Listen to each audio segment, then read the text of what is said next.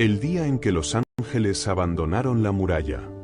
En la muralla oriental, antes del amanecer, Constantinopla respiraba con dificultad. La ciudad parecía un cuerpo herido que sabía que la luz traería guerra. El aire olía a sal, a hierro y a incienso antiguo. No había voces. Solo oraciones murmuradas entre dientes. Durante generaciones se creyó que la ciudad estaba protegida por ángeles. Guardianes invisibles que caminaban sobre las murallas, espada en mano, vigilando el imperio elegido por Dios. Así lo enseñaban los sacerdotes. Así lo repetían los soldados. Así lo aceptaba el pueblo. La noche anterior, las reliquias fueron alzadas frente al mar. Los salmos resonaron hasta que las gargantas se secaron.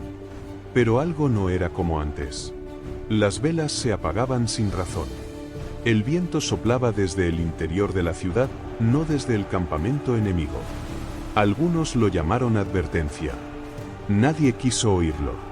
Cuando el cielo comenzó a aclarar, hubo movimiento en lo alto de la muralla. No eran hombres. Eran sombras altas y silenciosas, avanzando lentamente hacia la ciudad, no hacia el enemigo. No se veían alas, pero su presencia pesaba como piedra sobre el pecho de quienes miraban. Una a una, las sombras desaparecieron. No descendieron. No combatieron. Se retiraron. En ese instante, las campanas de una iglesia cercana sonaron sin manos que las tocaran. Después, callaron. Para siempre. Entonces comenzó el ataque. El enemigo avanzó con una seguridad nunca vista. Cada flecha encontraba su objetivo. Cada golpe parecía guiado.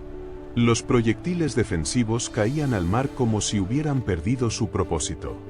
Los muros, que habían resistido siglos, comenzaron a ceder como si algo invisible los hubiera abandonado. Al caer la tarde, la muralla aún se sostenía, pero ya no era la misma. No estaba vacía de hombres, estaba vacía de fe. Esa noche, la crónica fue escrita para dejar constancia. No como acusación, sino como advertencia.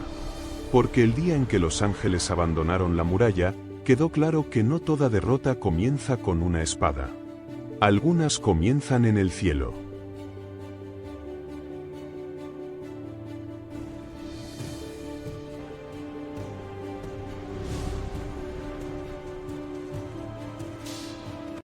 El Agadot de Jesús Cristo, el códice oculto de la España medieval. En la España medieval, donde convivieron judíos, cristianos y musulmanes bajo la sombra de la Inquisición, circuló un libro que nunca fue proclamado en voz alta. No era un evangelio. No era una Biblia. Era un Agadot ilustrado, transmitido en silencio. Sus páginas no narraban la vida de Jesús como historia oficial, sino como enseñanza. Cada imagen, cada símbolo, era una lección para quien supiera mirar. El códice mostraba a Jesús no como rey ni juez, sino como maestro del camino interior. En sus miniaturas, Jesús partía el pan no solo para alimentar cuerpos, sino conciencias. La luz que lo rodeaba no descendía del cielo, nacía del corazón humano. Los escribas que lo copiaron, judíos conversos y monjes en secreto, usaron el lenguaje del Agadot. Relatos breves, escenas simbólicas, preguntas sin respuesta. Porque enseñar no era imponer, sino despertar. Una ilustración mostraba a Jesús caminando entre tres pueblos distintos, sin rechazar a ninguno. Otra lo representaba lavando los pies de sus discípulos, mientras una inscripción decía: el que comprende el servicio, comprende el reino. El Agadot enseñaba que el verdadero legado de Jesús no era el poder, ni la ley, ni la espada. Era la compasión consciente, la libertad interior, la responsabilidad del alma. Por eso fue ocultado. En tiempos donde la fe se vigilaba y el pensamiento se castigaba, este códice sobrevivió como sobrevivieron muchos. En fragmentos, en imágenes, en susurros. Y aquí comienza la búsqueda. En el próximo capítulo exploraremos qué símbolos del Agadot de Jesús aparecen en manuscritos reales de la España medieval. Y cómo algunas de sus ilustraciones pudieron influir en el arte cristiano sin dejar rastro escrito. Porque algunos libros no fueron hechos para ser leídos. Fueron hechos para ser comprendidos. El Agadot de Jesús no ordena. No amenaza. Solo recuerda quiénes somos. Y quiénes podemos llegar a ser.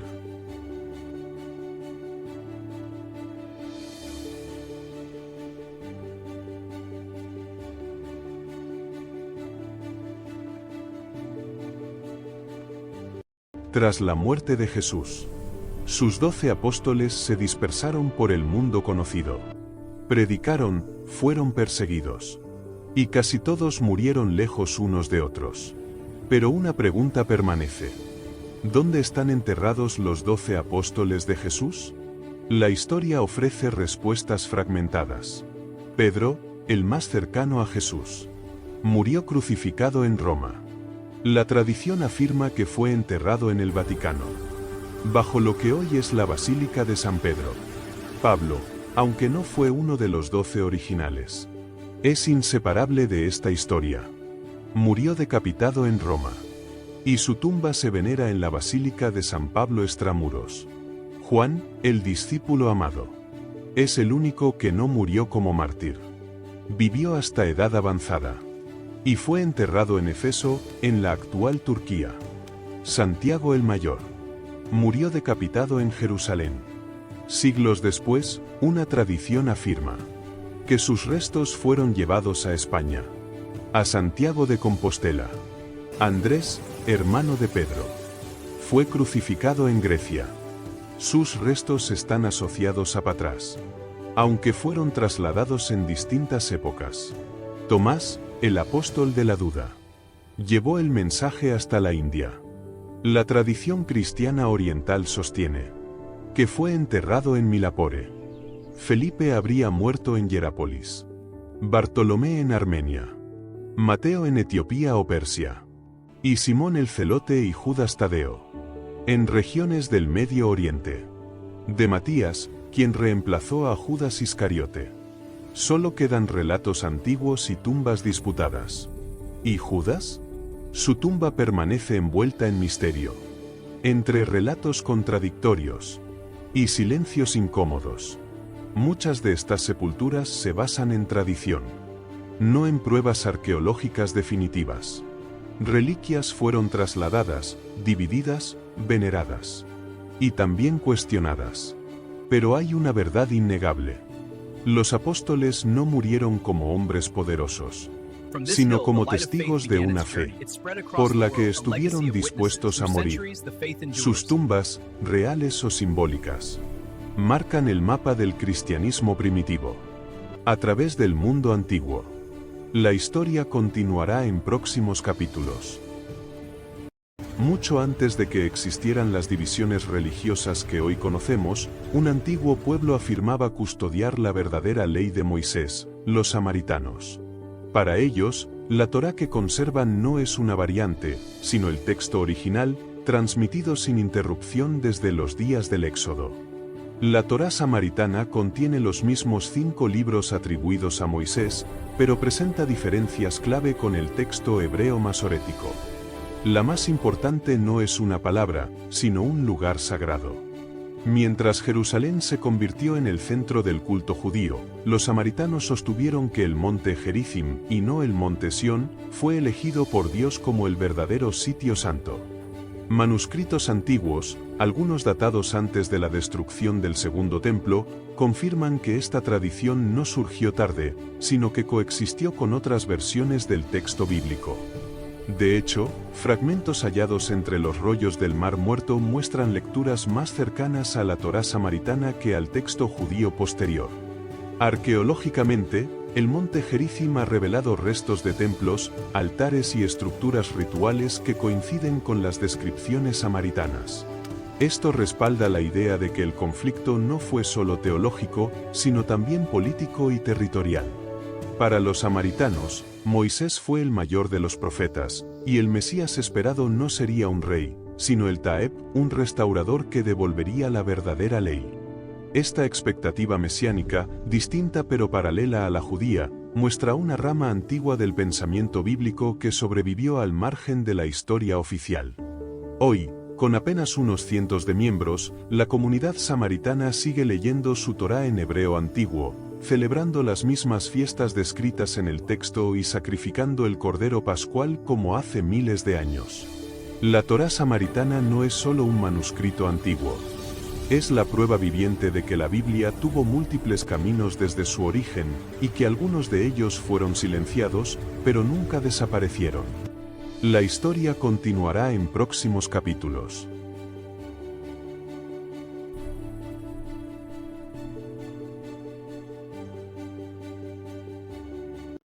El Agadot del Nacimiento. Las páginas del antiguo Agadot se abren una vez más y las ilustraciones cobran vida. Dentro de las miniaturas iluminadas, un largo camino serpentea entre aldeas de piedra y campos abiertos. Dos figuras avanzan lentamente bajo un cielo inmenso, viajando desde Nazaret hasta Belén. El trayecto es pesado, cargado de distancia e incertidumbre. La noche se aproxima y la tierra guarda silencio. María camina junto a José. Sus pasos son medidos, su presencia serena. La ciudad que los espera está llena, sus calles rebosan de viajeros y voces. Las puertas se cierran una tras otra. No hay un lugar preparado, no hay espacio reservado. La búsqueda termina no con hospitalidad, sino con necesidad. Más allá del ruido del pueblo, un refugio humilde los aguarda. El entorno es simple, casi invisible. La paja cubre el suelo y los animales descansan en calma. El momento llega sin ceremonia, sin testigos de poder o prestigio. Y allí, en la quietud de la noche, el niño nace. La escena es pequeña, contenida entre muros estrechos, pero algo inmenso se despliega. María sostiene al recién nacido con cuidado. José observa, atento y en silencio. El niño es colocado donde comen los animales, envuelto con esmero, descansando en una vulnerabilidad absoluta. El mundo exterior permanece ajeno. Arriba, el cielo nocturno se extiende sin límites. Lejos del pueblo, unos pastores velan sus rebaños. La oscuridad se rompe de pronto con luz. El temor da paso al asombro cuando el mensaje es anunciado, no a reyes ni sacerdotes, sino a quienes guardan la noche en los campos. Ellos parten de inmediato, guiados por la maravilla más que por la comprensión. Llegan y ven lo que se les ha dicho. No hay trono ni palacio, solo un niño, una madre y un padre. Sin embargo, el peso del momento se asienta profundamente en ellos. Se marchan transformados, llevando la noticia a través de la noche. Dentro del refugio, la calma regresa. María medita en silencio. José permanece vigilante. El niño duerme. El nacimiento ha ocurrido en silencio, pero nada volverá a ser igual. La historia ahora se abre hacia el exterior, hacia quienes vendrán desde tierras lejanas buscando al niño. El próximo capítulo conduce a la visita de los magos.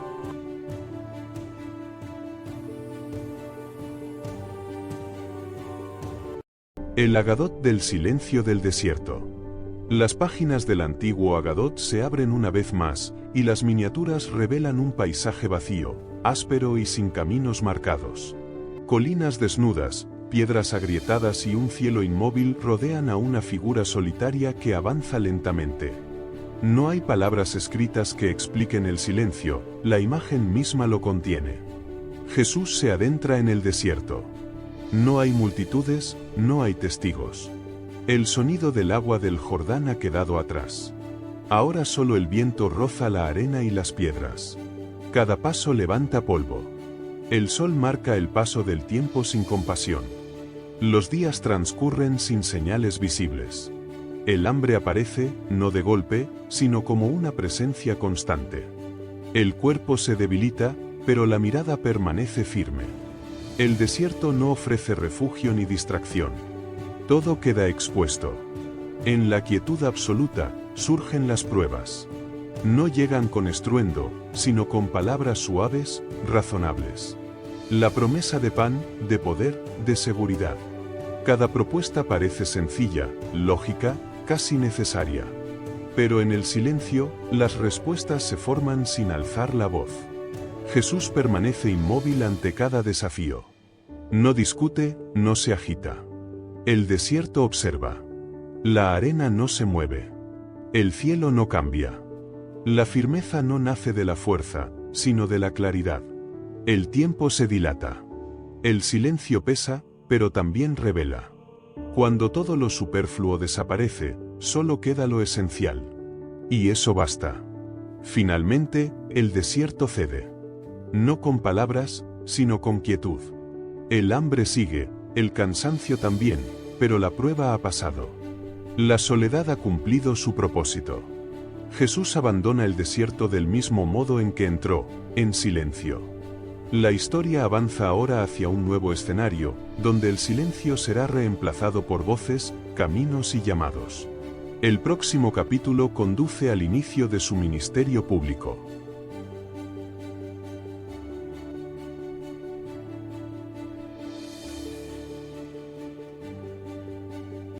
El Agadot del inicio del ministerio público.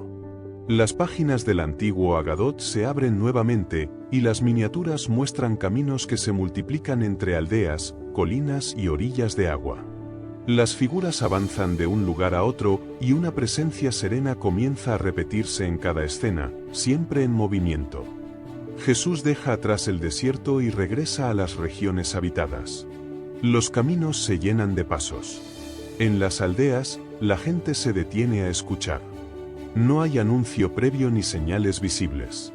Solo palabras pronunciadas con calma, como si siempre hubieran estado allí.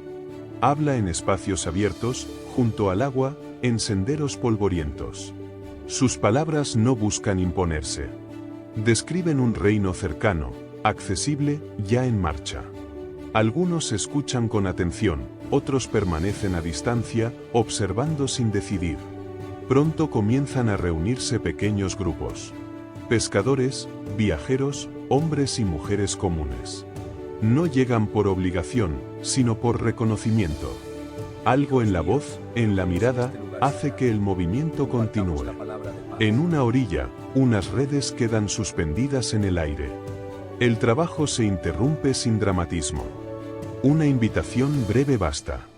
Los pasos cambian de dirección. Los caminos se reorganizan alrededor de una nueva enseñanza.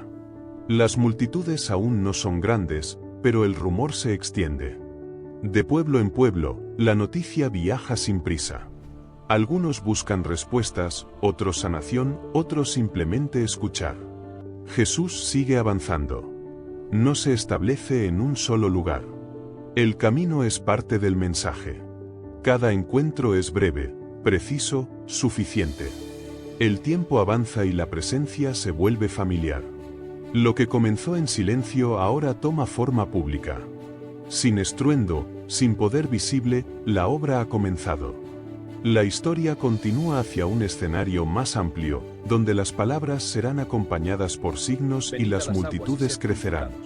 El próximo capítulo conduce a las primeras enseñanzas y milagros.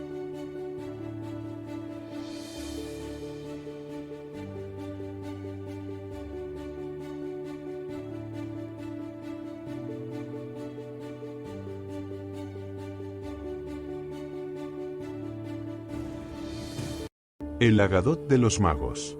Las páginas del antiguo Agadot se abren y las miniaturas iluminadas revelan un cielo profundo atravesado por una estrella distinta a todas las demás. Su luz no parpadea ni se pierde entre otras. Permanece firme, como si señalara un destino escrito desde antes del tiempo. En tierras lejanas, 3 hombres alzan la vista al mismo cielo. No se conocen entre sí, pero reconocen la señal. Dejan atrás hogares, rutas seguras y reinos conocidos.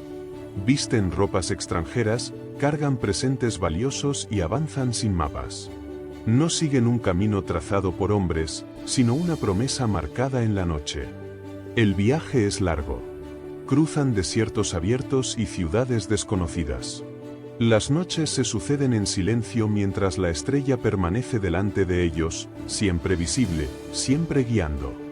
No habla, pero dirige cada paso. Llegan a Jerusalén. Las preguntas los preceden.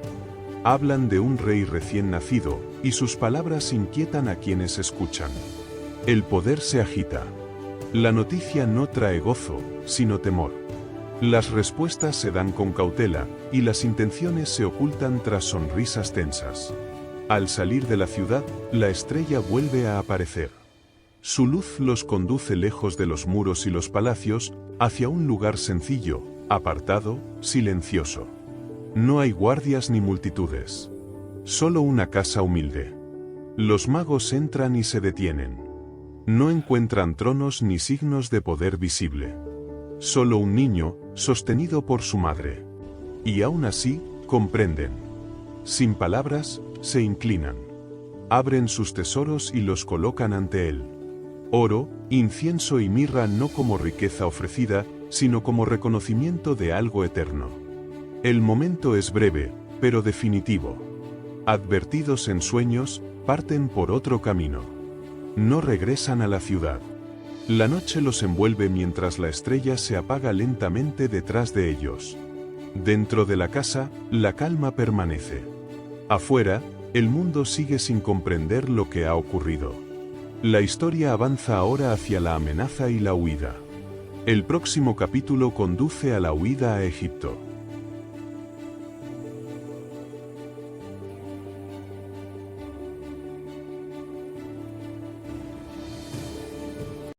Durante siglos, una pregunta ha perseguido a creyentes, arqueólogos y emperadores. ¿Qué ocurrió con la cruz donde murió Jesús de Nazaret? Los evangelios canónicos guardan silencio. Pero antiguos manuscritos olvidados hablan de un destino distinto para el madero de la crucifixión. Uno de ellos es conocido como el manuscrito del madero verdadero, citado indirectamente en textos apócrifos y crónicas bizantinas. Según estos escritos, tras la crucifixión, la cruz no fue destruida. Fue escondida. El texto afirma que los seguidores de Jesús temían que el madero se convirtiera en un objeto de poder político y religioso. Por eso, la enterraron fuera de Jerusalén, marcada solo por símbolos que solo los iniciados podían reconocer. Siglos después, otro manuscrito, el relato de Helena, atribuido a tradiciones cristianas tempranas, narra cómo la madre del emperador Constantino viajó a Tierra Santa en el siglo IV. Guiada por antiguos textos y visiones, ordenó excavar en el Gólgota.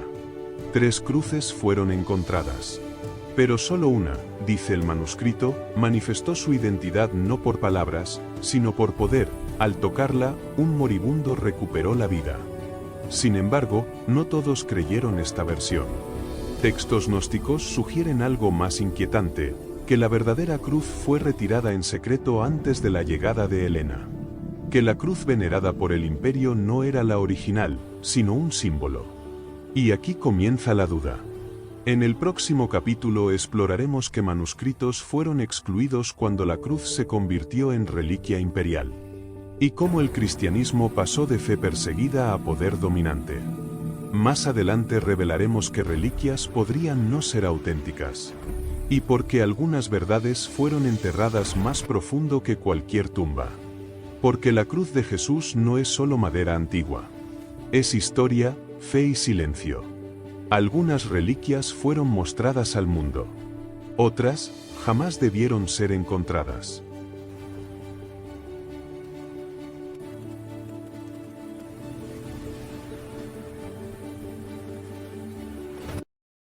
¿Dónde estaba Jesús durante los 3 días de su muerte? Tras la crucifixión, el cuerpo de Jesús yacía en el sepulcro, sellado con piedra y custodiado por guardias. Pero los antiguos textos sugieren que su historia no quedó en silencio durante esos 3 días. Los evangelios insinúan que, mientras su cuerpo descansaba, su espíritu descendió a las profundidades, un lugar que las escrituras llaman el Hades o el seno de Abraham. No era un reino de castigo, sino un dominio de espera, donde permanecían las almas justas desde tiempos antiguos. Allí, según la tradición, Jesús proclamó la victoria sobre la muerte, llevando esperanza a quienes aguardaban la redención. Otros escritos tempranos afirman que rompió las puertas del abismo, enfrentando a las fuerzas de la oscuridad y anunciando el cumplimiento de las promesas hechas desde el inicio de la humanidad. No fue un tiempo de descanso, sino de misión, un acto decisivo entre la muerte y la resurrección. Así, mientras el mundo creía que todo había terminado, algo se estaba cumpliendo en lo invisible. Al tercer día, el sepulcro quedó vacío, no porque Jesús hubiera sido vencido, sino porque la muerte no pudo retenerlo. La historia continuará en próximos capítulos.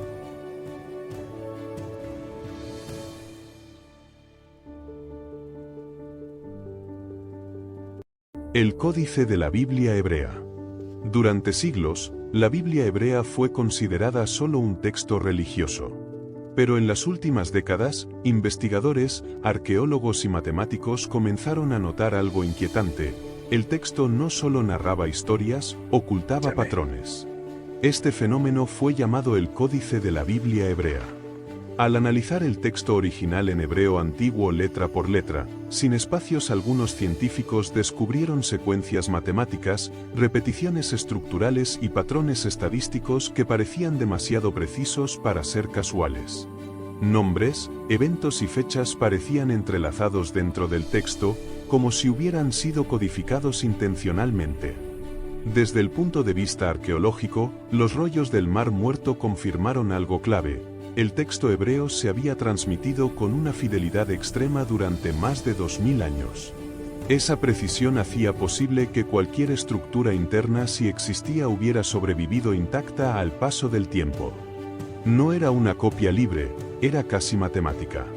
Algunos estudiosos sostienen que los antiguos escribas no eran simples copistas, sino guardianes de conocimiento. Conocían geometría sagrada, numerología hebrea y astronomía básica. Para ellos, el lenguaje no solo describía la realidad, la ordenaba. Cada letra tenía un valor, cada palabra una vibración, cada línea un propósito. Aquí entra el terreno del ocultismo político y religioso. Ciertos manuscritos medievales sugieren que líderes religiosos y gobernantes sabían de estos patrones y temían su interpretación. Revelar que el texto podía contener predicciones, ciclos históricos o advertencias habría desafiado el control espiritual y político. El conocimiento, una vez más, fue reservado para unos pocos. No se trataba de magia en el sentido moderno, sino de una visión antigua, la creencia de que el universo está escrito en código y que las escrituras eran un reflejo de ese orden invisible. Para algunos rabinos místicos, el texto no hablaba solo del pasado, sino de todos los tiempos al mismo tiempo. La ciencia moderna no afirma que el códice prediga el futuro. Pero sí reconoce algo desconcertante: la complejidad del texto hebreo supera lo esperado para una obra puramente humana de su época. La historia continuará en próximos capítulos.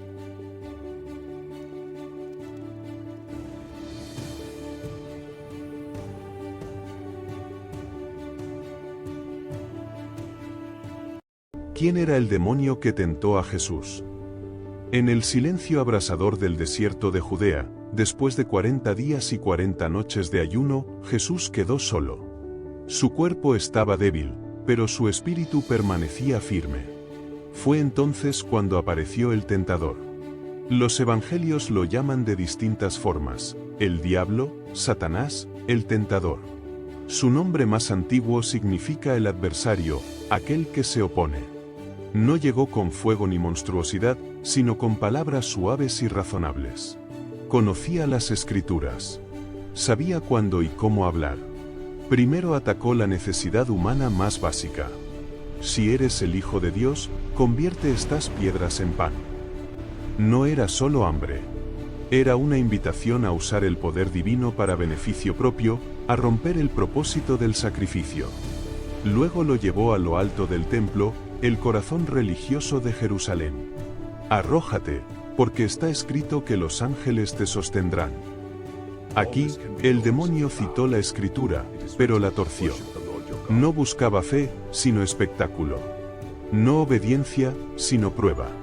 Finalmente, desde un monte elevado, le mostró los reinos del mundo. Todo esto te daré, si me adoras.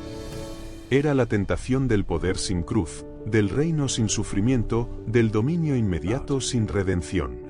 Este demonio no era una criatura caótica, sino una inteligencia antigua, estratégica.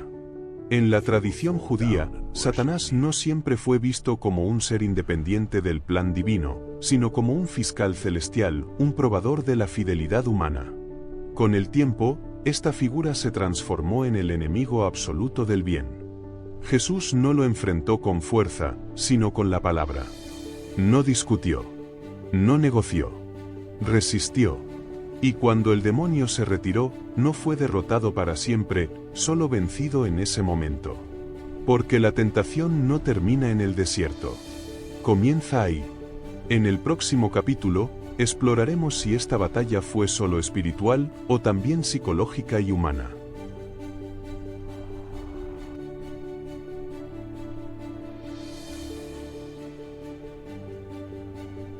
Durante siglos, una voz permaneció en silencio, enterrada bajo la arena del desierto egipcio. No fue escrita para las multitudes, sino para quienes buscaban comprender lo invisible. Esa voz es el Evangelio de Felipe. Descubierto en 1945 entre los manuscritos de Nag Hammadi, este texto gnóstico no narra milagros ni parábolas tradicionales. Revela algo más peligroso, la idea de que la salvación no llega por el sacrificio, sino por el conocimiento. Felipe describe a un Cristo distinto. No solo el que muere en la cruz, sino el que despierta la conciencia. Un maestro que enseña que el mundo material es una ilusión, y que la verdad habita en lo espiritual. Uno de los pasajes más inquietantes menciona a María Magdalena como la compañera más cercana de Jesús. No solo una seguidora, sino alguien que comprendía enseñanzas secretas que otros discípulos no podían aceptar. Esto sembró división, miedo y silencios forzados en la iglesia primitiva. El Evangelio habla de rituales ocultos, el bautismo verdadero, la unción, la cámara nupcial. Símbolos de la unión entre el alma humana y lo divino. Para Felipe, el mayor pecado no era desobedecer a Dios, sino vivir en la ignorancia. Por eso este texto fue excluido. No porque negara a Cristo, sino porque liberaba al creyente del control y del temor. Y aquí comienza algo más grande. En el próximo capítulo exploraremos por qué los evangelios gnósticos fueron perseguidos y destruidos. Y cómo la Iglesia decidió qué textos eran sagrados y cuáles debían desaparecer. Más adelante descubriremos el papel real de María Magdalena. Y la guerra silenciosa entre conocimiento y poder en los primeros siglos del cristianismo. Porque el Evangelio de Felipe no es solo un texto antiguo. Es una advertencia. Algunos evangelios fueron proclamados. Otros fueron enterrados. Pero el conocimiento, una vez despertado, nunca vuelve a dormir.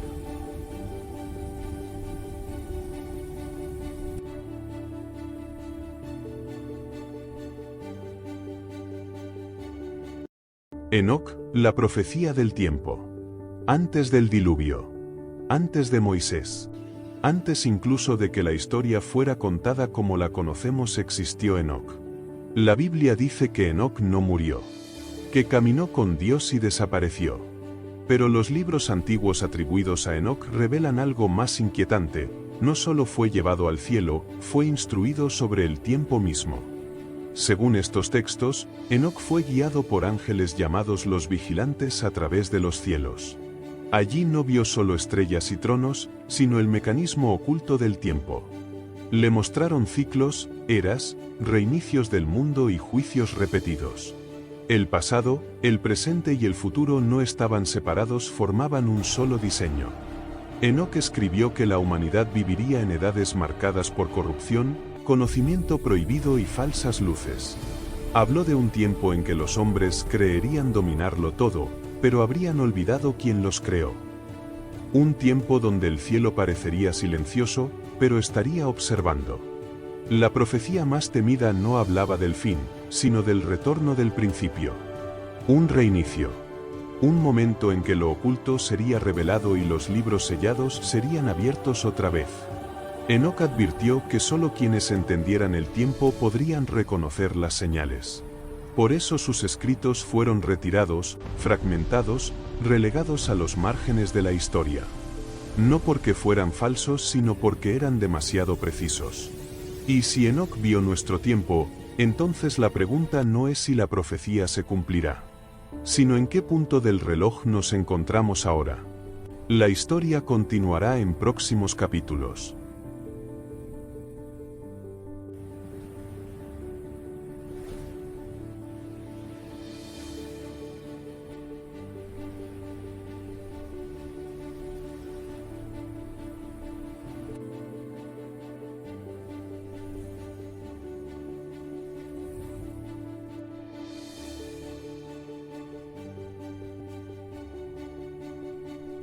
La lanza de Cristo, el arma que tocó lo divino. Cuando el cuerpo de Jesús colgaba en silencio sobre la cruz, el cielo se oscureció y la tierra tembló. Entonces ocurrió un acto que cambiaría la historia para siempre. Un soldado romano, identificado por antiguos textos como Longinos, atravesó el costado de Jesús con su lanza. De la herida brotaron sangre y agua. Para muchos fue solo el gesto final de una ejecución. Para otros, fue el momento exacto en que lo humano tocó lo divino. Manuscritos apócrifos y tradiciones medievales afirman que esa lanza no fue abandonada. Fue recogida, guardada y temida. Según estos textos, la lanza adquirió un poder inquietante. Quien la poseía podía conquistar imperios, pero quien la perdía, estaba condenado a caer. Siglos después, la lanza sagrada aparece en manos de emperadores, Constantino, Carlomagno, y más tarde en el corazón del Sacro Imperio Romano. Crónicas antiguas aseguran que cada uno de ellos la llevó a la batalla, convencidos de que el arma protegía su destino.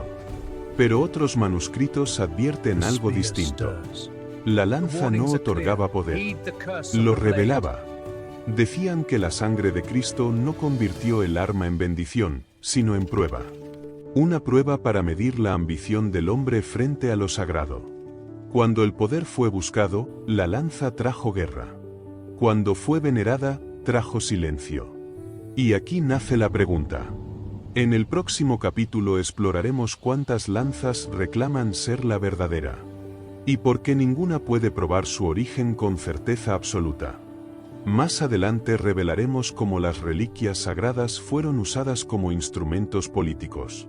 Y por qué tocar lo divino siempre tiene un precio. Porque la lanza que atravesó a Cristo no es solo una reliquia. Es un espejo. No muestra el poder de Dios, sino el corazón del hombre.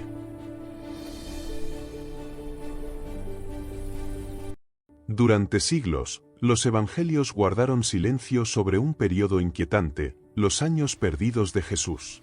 Entre su infancia y su predicación pública se abre un vacío, y en ese vacío, algunas tradiciones miran hacia Asia.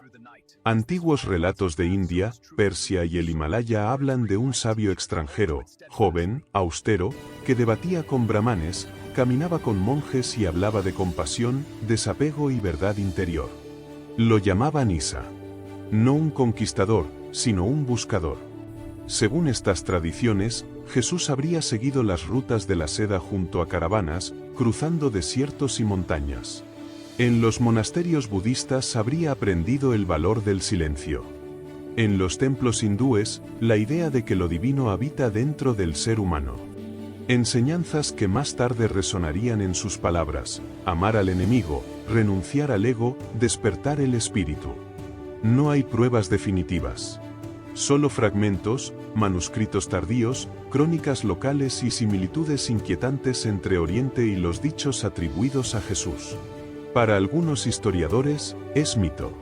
Para otros, una posibilidad incómoda que nunca fue explorada del todo. Cuando Jesús regresa a Judea, ya no es solo un carpintero. Habla con autoridad, pero sin poder. Enseña como quien ha visto algo más allá de su tierra natal. Y sus palabras, simples y profundas, parecen unir mundos separados por miles de kilómetros. Tal vez los años de Jesús en Asia no busquen ser comprobados, sino comprendidos. No como un viaje físico solamente, sino como el símbolo de un puente entre culturas, religiones y formas de entender lo sagrado. Y así, el misterio permanece. Porque a veces, lo que no está escrito es lo que más revela. La historia continúa en los próximos capítulos. En medio del Océano Pacífico, aislada del mundo durante siglos, se encuentra la isla de Pascua, uno de los mayores enigmas de la humanidad. Sobre su tierra se alzan casi 1000 estatuas gigantes. Los moais, rostros de piedra mirando al horizonte, silenciosos, inmóviles, pero cargados de preguntas. ¿Quién los construyó? ¿Con qué propósito? ¿Y cómo fueron transportados sin ruedas, metal ni animales de carga? La civilización Rapa Nui logró tallar estas figuras colosales a partir de roca volcánica, algunas de más de 10 metros de altura y decenas de toneladas de peso. Durante años, los investigadores creyeron que el colapso de la isla fue causado por la obsesión con los moais. Deforestación total, guerras internas, hambre y caos. Pero nuevas teorías cambiaron la historia. Estudios recientes sugieren que los moais no fueron arrastrados, sino caminados, balanceados con cuerdas, movidos con precisión, como si avanzaran por sí mismos. Tampoco eran simples estatuas. Para los Rapa Nui, los moais representaban a los ancestros, guardianes espirituales, que protegían a la comunidad y canalizaban el poder sagrado, el mana. Entonces llegó el verdadero desastre. La llegada europea. Enfermedades, esclavitud y violencia. Arrasaron con una civilización que ya estaba debilitada. Los moais quedaron de pie, pero su pueblo casi desapareció. Hoy, la isla de Pascua sigue guardando secretos. ¿Cómo se organizó una sociedad tan avanzada en completo aislamiento? ¿Y cuánto de su conocimiento se perdió para siempre? Porque no todos los misterios fueron creados por el tiempo. Algunos fueron enterrados por la historia. La historia continuará en próximos capítulos. Marco Polo en América antes de Colón. Según la historia oficial, Marco Polo jamás cruzó el Océano Atlántico. Sus viajes terminaron en Asia, y su nombre quedó ligado a la ruta de la seda. Pero un manuscrito olvidado, fechado a finales del siglo XIII, sugiere algo imposible. Marco Polo habría llegado a